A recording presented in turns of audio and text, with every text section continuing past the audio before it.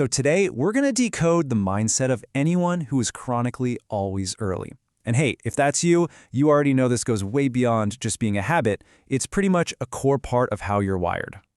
You know the feeling, right? You're sitting in your car, or maybe at a coffee shop, just watching the clock tick by, while you know everyone else is probably still stuck in traffic. For you, showing up early isn't just a nice idea, it's the only way you feel like you've got a handle on things.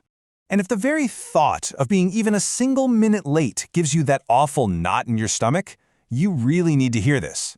This isn't some weird personality flaw. It's actually a pretty powerful indicator of how your brain is built to deal with the world. Okay, so let's really dive into the core psychology here. Because this whole behavior, it's deeply, deeply rooted in the way you think, the way you plan, and how you see everything around you.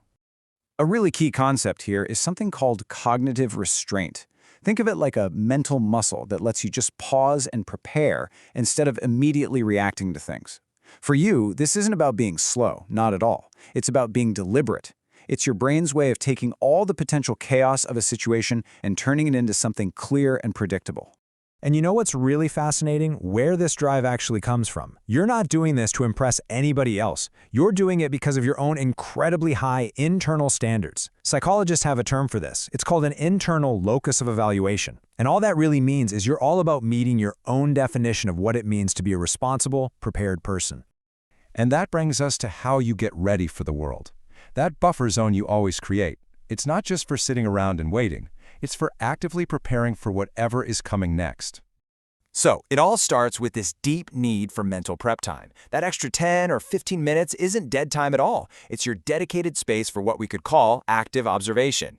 Getting there first lets your brain scan the whole environment, which means you can respond with clarity instead of just reacting on impulse. And over time, this really strengthens your emotional control. It helps you sidestep those little social awkwardnesses. All right, let's flip this around for a second. Because being early isn't just about being prepared. For a lot of people, it's a deeply ingrained defense mechanism, a shield. And a lot of times, this actually ties back to a history of early responsibility.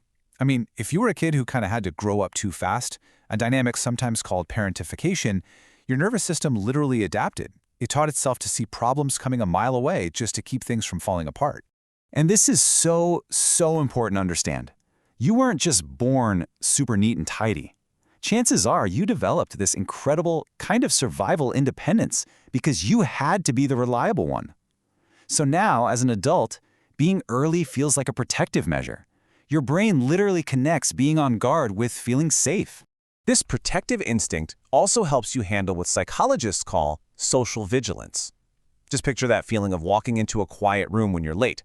That sudden, intense spotlight of attention can be incredibly draining, especially if you're someone with high social sensitivity. And this just shows the difference so perfectly. Arriving late feels like a forced performance. Bam, all eyes are on you. But when you get there early, you just blend in. You become part of the environment. You have that crucial time to settle yourself, to get grounded, and to hold on to that feeling of inner security before all the social demands kick in. But here's the thing. This trait isn't just about being defensive. It's also a profound expression of autonomy and personal control. It really is about taking ownership of your own time and your own energy. This is driven by a state of mind known as hyperconnectivity. So when you have a meeting, your brain doesn't just see the start time. Oh no, it is running a super complex analysis in the background, calculating traffic patterns, thinking about parking, imagining potential delays. And let's be clear, this is not anxiety. This is a high-level cognitive reflection, preparing for every single variable. And ultimately, it all comes down to autonomy. By making the choice to show up early, you are actively pushing back against those invisible social pressures that say it's cool to be fashionably late or just barely on time. You are the one in control of your schedule and your energy, and you're relying on your own self-validation, not waiting for a pat on the back from someone else. So, let's bring this all together. If you are that person who is always early, what does it all really mean at the end of the day? It's so easy for other people to label this behavior, right?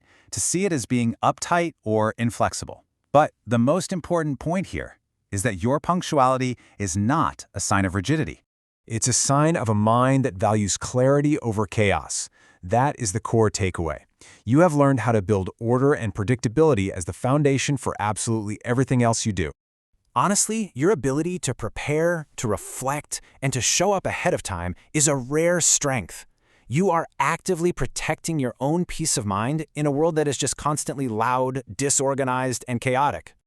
So the next time you find yourself arriving early, just take a second to really think about that. It isn't just about time. It's about something so much deeper. What does your punctuality protect for you?